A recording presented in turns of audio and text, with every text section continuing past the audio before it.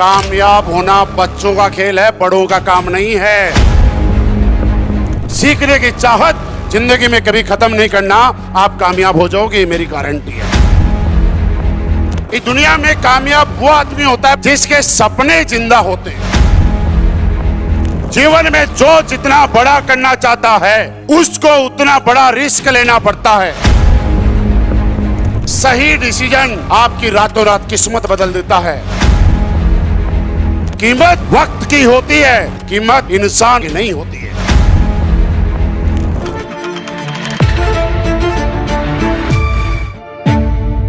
आज हमारे पास मोटिवेट करने के लिए भी लीडर हैं, समझाने के लिए भी लीडर हैं। तो आज हमें जाके ये बताने की भी जरूरत नहीं है कि हमने कार ली या जैगुआर ली। मैं सिर्फ आपको ये बताने आया हूं कि आप अगर 8 घंटे 7 घंटे इस हॉल में रुक सकते हो तो ये भी कन्फर्म है कि अगले 4 साल भी रुक सकते हो। और 4 साल अगर रुक गए तो आगे रोकने की गारंटी हमारी है, क्योंकि यहाँ पे जो 4-5 साल वाले हैं ना, वो आज लाखों रुपए महीना कमा रहे हैं। तो क्या उनको हमें रोकना पड़ेगा क्या? उनको तो बोलते हैं चले जाओ, फिर भी बोले ना। ऐसी गलती तो सपने में भी नहीं कर रहे। तो थोड़ी सी कुछ बातें मैं बताना चाहता हूं। 2001 तक मैंने पढ़ाई की। 2001 के बाद मैं सुबह सुबह भागा करता था, दौड़ा करता था। और जैसलमेर में एक रैली आई, उस रैली में मैं दौड़ने चला गया। और मैं तो ट्राई करने गया था उस रैली में। जब रिजल्ट आया तो मुझे यह पता चला कि मेरा पहली बार में ही सिलेक्शन हो गया। उसके बाद हम लोग फौज में भर्ती हो गए, फौजी बन गया। मैं बरेली सेंटर में चला गया, जाट रेजिमेंट सेंटर है बरेली। हमारे साथ के कई साथी यहाँ पे बैठे हुए हैं और इनकी उपस्थिति ये बताती है कि आपको लग सकता है कि मैं झूठ बोल सकता हूँ, लेकिन ये मेरे पुराने साथियों ने अगर जो बताया है ये तो झूठे नहीं हो सकते। ये मेरे लिए जरूरी है, भले ही ये बाद में आए, लेकिन ये बाद में आना ही मेरे लिए सबसे ज्यादा जरूरी है। ताकि मैं अगर लोगों को बताऊंगा कि मैं साइकिल वाला हूं तो लोग नहीं मानेंगे, लेकिन अगर ये लोगों को बताएंगे ना ये साइकिल वाला था तो पक्का मानेंगे। तो इनकी मुझे ज्यादा जरूरत है। 8 साल मैंने भारतीय सेना में नौकरी की है। लास्ट मेरी पोस्टिंग उत्तर प्रदेश में एक जगह है मेरठ, वहां थी। हिंदुस्तान में आजादी की क्रांति 1857 में, आप सबको मालूम होगा कि मेरठ की धरती से वो एक चिंगारी उठी थी और वो देश की आजादी के रूप में बदलती चली गई। और मेरे जीवन में आर्थिक आजादी की क्रांति भी मेरठ की धरती से ही आई, इसलिए मैं आज आपसे बात कर पा रहा हूं। दोस्तों, शुरुआत डायरेक्ट सेलिंग नाम का बिजनेस मैं नहीं जानता था क्या है। आर्मी से रिटायर वालों से उसके घर वाले बहुत दुखी रहते हैं। वो क्या करते हैं, 25 साल 24 साल 30 साल नौकरी करते हैं, फिर सूबेदार बन जाते हैं। अब क्या है ना, 24 साल जिस आदमी को सुबह 5 बजे उठने की आदत पड़ गई, उसको कुछ भी कर लो, नींद का इंजेक्शन दे दो, 5 बजे बाद नींद नहीं आती। अब आज की जो नई जनरेशन है ये रात को 2 बजे तक तो टीवी देखती है, सुबह 9 बजे के बाद उठती है। अब मेरे जैसा फौजी आदमी 24 साल नौकरी करने के बाद, हवलदार या सूबेदार बनने के बाद जब अपने घर आता है तो वो देखता है उसके बेटे बहू घर के जितने भी लोग हैं सारे 6-7 बजे सो रहे हैं। तो उसको बेचारे को गुस्सा आता है, क्योंकि वो 5 बजे जग जाता है। अब जब रिटायर होके आ जाता है तो फौजी आदमी से सबसे ज्यादा दुखी उसके घर वाले रहते हैं और वो मन ही मन उसको मोटिवेट करते हैं कि तू दोबारा नौकरी में क्यों नहीं जाता। आपको क्या लगता है 24 साल नौकरी किया हुआ आदमी शौक से नौकरी करने जाता है दोबारा? ना, घर वालों के परेशान होने की वजह से दोबारा चला जाता है बेचारा। उसको लगता है, अच्छा वो क्या करता है, 24 साल नौकरी कर लेता है, 30 साल नौकरी करता है। तो फौज में सारे सिपाही, हवलदार, लेस नायक उसकी बात मानते हैं। उसको लगता है लोग तो मेरी बात मान रहे हैं। जब वो 24 साल के बाद सूबेदार साहब आते हैं तो उनके घर वाले तक बात नहीं मानते। तो उसको लगता है कम से कम नौकरी में चला जाऊंगा तो कोई मेरी बात तो मानेगा, ऑर्डर चलाऊंगा तो पालन होगा, इसलिए वो वापस नौकरी में चला। तो मैं भी वैसा ही हूं। मुझे बिजनेस ज्यादा आता नहीं था, ज्यादा पढ़ाई हमने की नहीं, बीए फाइनल कंप्लीट नहीं किया, बीच में लटक गया। इस दुनिया में कोई आदमी षड्यंत्र कर सकता है, झूठ बोल सकता है, कुछ भी कर सकता है, लेकिन एक आंख बंद करके आप विश्वास कर सकते हो कि आर्मी वालों की कंपनियां कुछ गलत तो नहीं हो सकता। बिल्कुल सही जगह आए हो, कोई षड्यंत्र नहीं हो सकता, कोई गलत नहीं हो सकता, आंख बंद करके भरोसा कर सकते हो। और हम ये कहते हैं प्लेटफॉर्म बना हुआ है, रास्ता बना हुआ है, इस इंडस्ट्री के बारे में हम लोग इतना ज्यादा नहीं जानते थे कि देखिए हम लोगों में इतना ज्यादा बिजनेस करने का होता तो पहले से ही बिजनेसमैन होते। एक कहावत तो आपने सुनी होगी, एक तो फौजी दूसरा जाट 16 दूनी 8, इतना हमें आता था भाई साहब, इससे ज्यादा कुछ नहीं आता था।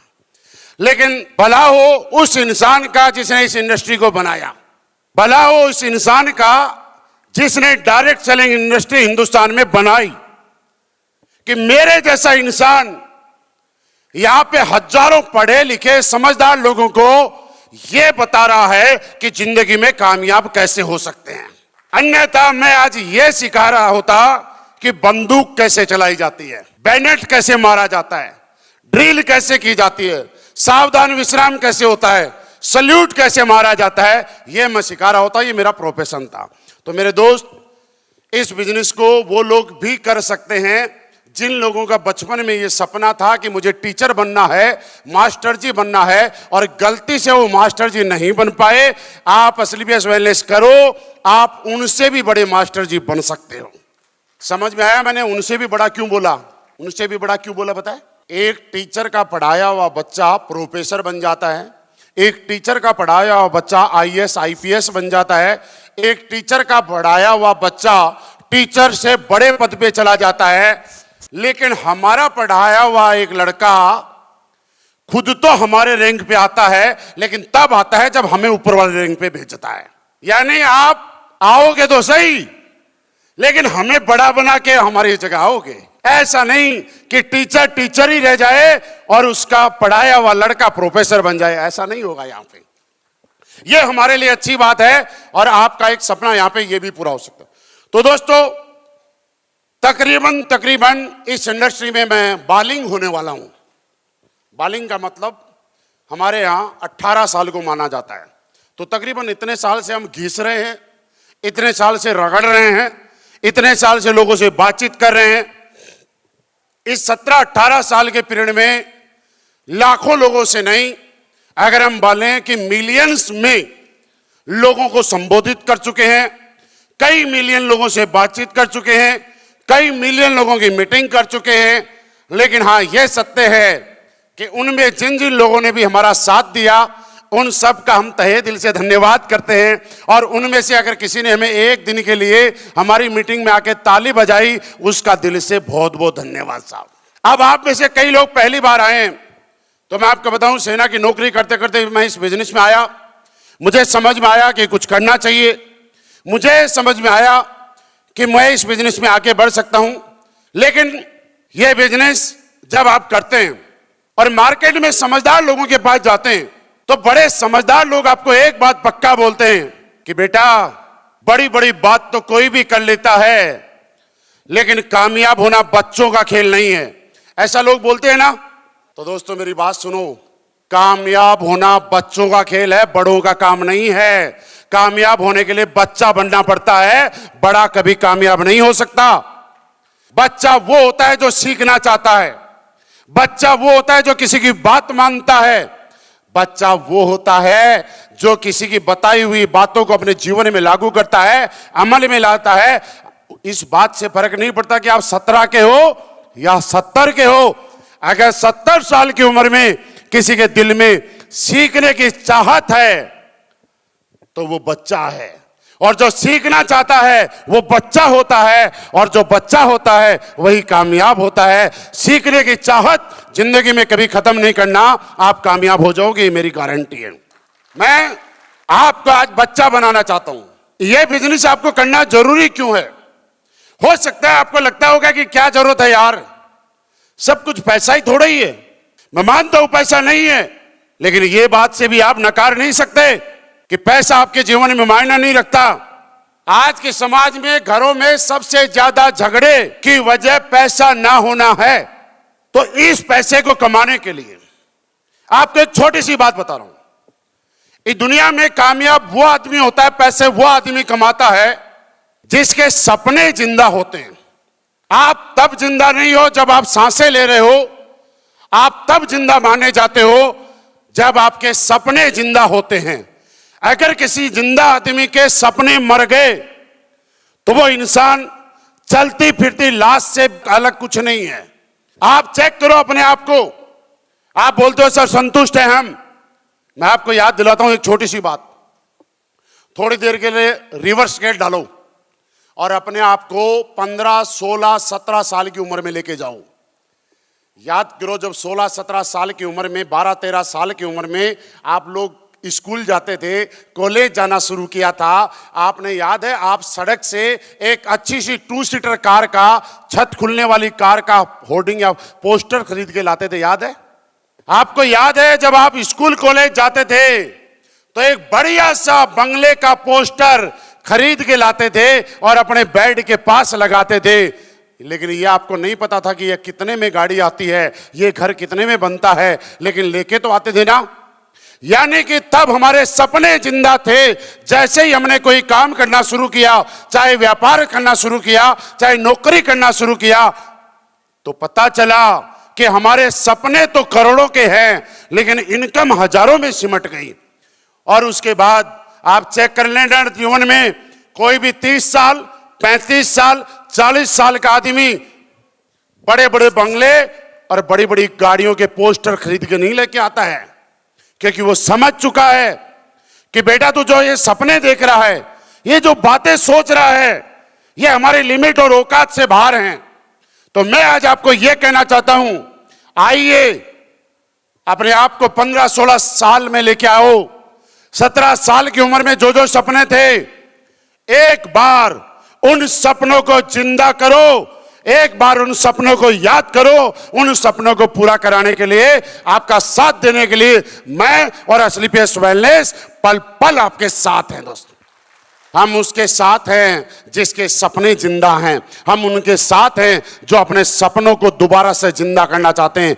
क्या अपने सपनों को जिंदा करना चाहते हो दोस्तों? जैसे ही डायरेक्ट सेलिंग मेरी जिंदगी में आई, मेरे 15, 16 साल के जो सपने मुरझा गए थे, पतझड़ में जैसे पेड़ों के पत्ते झड़ जाते हैं, वैसे मेरे सपने मुरझा गए थे। और जैसे ही डायरेक्ट सेलिंग मेरी जिंदगी में आई, वैसे ही जैसे सावन के महीने में बारिश होती है और पेड़ के वापस पत्ते आने शुरू हो जाते हैं, मेरे जीवन में भी वो सपने वापस जिंदा होने शुरू किए। और मुझे लगा बस इसी काम की मुझे जरूरत थी, इसी एक मौका चाहिए था। मुझे मौका मिल गया और मैंने काम करना शुरू किया। आज मैं आपसे बात कर रहा हूं और मैं दोस्तों एक चीज आपको बताना चाहता हूं। एक लाइन आपने सुनी होगी कि ऊपर वाला जब भी देता देता छप्पर। आज तक किसी का छप्पर फटते हुए देखा? आपने देखा किसी का छप्पर फटा और गड्डियां बरस रही हो 500 की? देखा? नहीं, कभी नहीं होता। ऊपर वाला आपको जीवन में कामयाब होने के लिए आपकी लाइफ में एक बार मौका जरूर देता है। आपके हाथ में है, या तो ऊपर वाले ने जो मौका दिया उस मौके पे विश्वास करो, भरोसा करो, शुरुआत करो, और दूसरा यह है कि नजरअंदाज करो और 3 साल बाद बोलो कि मौका तो मुझे भी मिला था 3 साल पहले, लेकिन मैंने हल्के में ले लिया, मैंने इस पे विश्वास नहीं किया, मैं फिर शुरुआत करता हूं। मौका सब आदमी को मिलता है दोस्त। कुछ लोग इस दुनिया में मौके को इनकेस कर लेते हैं, वो इस स्टेज पे होते हैं, और कुछ लोग मजाक समझ के सीरियस नहीं लेते, वो लोग दुनिया में बार बार मेहनत करने के बाद भी सफल नहीं होते। दुनिया में हर आदमी को मौका चाहिए। आपको याद दिलाता हूं, आप जिस भी धर्म से हो, जिस भी भगवान को मानते हो, आप देखना एक बार मंदिर, मस्जिद, गुरुद्वारे जाते हो, नतमस्तक होते हो, माथा टेकते हो। क्या कभी किसी ने मंदिर में जाके ये बोला कि ये भगवान अथाह पैसा दे दे, मुझे पैसे की बोरियां भर के दे दे? किसी ने नहीं मांगा होगा आज तक। मंदिर, मस्जिद, गुरुद्वारे में जाके एक इंसान पता क्या मांगता है कि ये भगवान मुझे कोई न कोई काम दे दे जिससे मैं कामयाब हो जाऊं। मंदिर में जाके नतमस्तक होके आदमी कामयाब होने के रास्ता मांगता है। इंसान कोई ऐसा काम मांगता है जिस काम की वजह से वो कामयाब हो सकता है। और आप खुश हो जाओ, भगवान ने आपकी सुन ली। आप सबको एसलीपीएस वेलनेस का काम दे दिया है कि जाओ, दिन रात करो, मेहनत करो, 4 साल में अपने नाम के आगे करोड़पति लगाओ। ये मौका भगवान ने दिया है साहब। मुझे भी ऐसा लगा कि मौका भगवान ने दिया है। और जब आप जीवन में बड़ा करना चाहते हो, तो एक चीज कन्फर्म है, जीवन में ना छोटा काम करने के लिए, छोटी कामयाबी लेने के लिए कभी रिस्क लेने की जरूरत नहीं है। जीवन में जो जितना बड़ा करना चाहता है उसको उतना बड़ा रिस्क लेना पड़ता है। और अगर आप जीवन में रिस्क लेने से डर गए तो याद रखना पूरा जीवन रिस्क में ही निकल जाता है। साल 2009 एक वक्त आया, हमारी बटालियन 14 जाट रेजिमेंट की पोस्टिंग आई लेह लद्दाख ग्लेशियर। जो इंसान आपके सामने खड़ा है इसने 8 साल की नौकरी को छोड़ने का रिस्क ले लिया और आज आपके सामने खड़ा है। रिस्क लेने में और ना लेने का फर्क आज कितने करोड़ का है। 70 करोड़ रुपए कमाए जिसने रिस्क लिया। ये मेरे टैलेंट से नहीं कमाए, ये मेरे मेहनत से नहीं कमाए, ये मैंने सही वक्त पे लिए गए डिसीजन से कमाए। ऐसा बोला जाता है ना, सही वक्त पे सही जगह सही डिसीजन आपकी रातों रात किस्मत बदल देता है।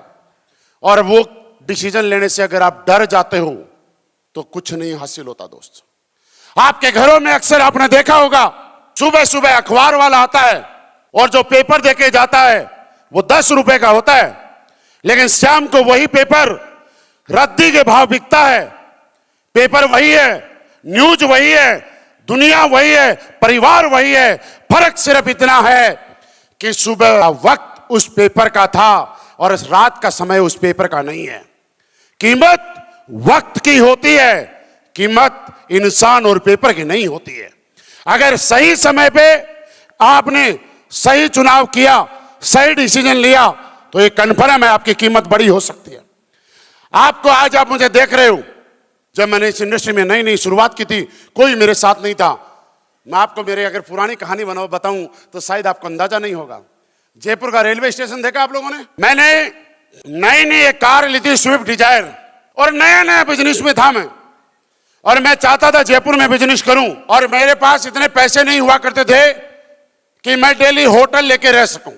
तो मैंने क्या किया, एक रजाई मेरी गाड़ी की डिक्की में रखी और रात को गाड़ी को रेलवे स्टेशन की पार्किंग में लगाया करता था।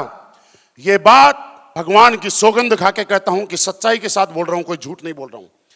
रात को मेरी डिजायर कार में मैं सोया करता था। पहले ऐसे मोड़े वाले नल थे रेलवे स्टेशन के बाहर, ऐसे मुड़े हुए नल थे और वैसे जो वाल होता है ना वैसे उनके नल थे। मैं सुबह उठता गाड़ी से और वहीं पे ब्रश करता। ब्रश करने के बाद नया नया फौज से रिटायर हुआ करता था, तो फौज में हमारे पास एक ही क्रीम होती है गोरा होने की जिसका नाम fair and lovely. Fair and lovely लगाता, थोड़ा गोरा सा दिखता और 2 दिन जयपुर की गलियों में मैं प्लान देता। जब 2 दिन के बाद मुझे लगता कि सेम परफ्यूम मारने की जरूरत है, तो फौज में एक परफ्यूम आता है, उसकी बहुत अच्छी खुशबू होती है जिसका नाम है चार्ली। मैं चार्ली वाला परफ्यूम वहां लगाता जहां जहां पसीने की बदबू ज्यादा आ रही होती। और बिना नहाए, देखो आपको सच्चाई बता रहा हूं, बिना नहाए मैं 2 दिन निकालता। जब तीसरे दिन मुझे लगता कि आज तो नहाना ही पड़ेगा, तो रेलवे स्टेशन के सामने जो होटल हैं उनका रात का किराया 300, 400, 500 रुपए है। रेलवे स्टेशन के जस्ट बाहर वाले बड़े होटल्स की बात नहीं कर रहा। और वो 400 रुपए का होटल मैं इसलिए लेता कि 2 दिन से जो कपड़े पड़े हैं ये रात को जाते ही मैं धोऊंगा अपने हाथ से, फिर नहाऊंगा और सुबह सुबह उन कपड़ों पे होटल वाले से आयरन मांग के आयरन करके फिर 2 दिन रेलवे स्टेशन पे सोऊंगा। मेरे दोस्त, ये क्यों हुआ? ये ऐसे हुआ कि मैं जानता था कि आज भले ही रेलवे स्टेशन के बाहर सोना पड़ रहा है, कोई बात नहीं। आज भले ही 2 दिन बिना नहाए काम चलाना पड़ रहा है, कोई बात नहीं।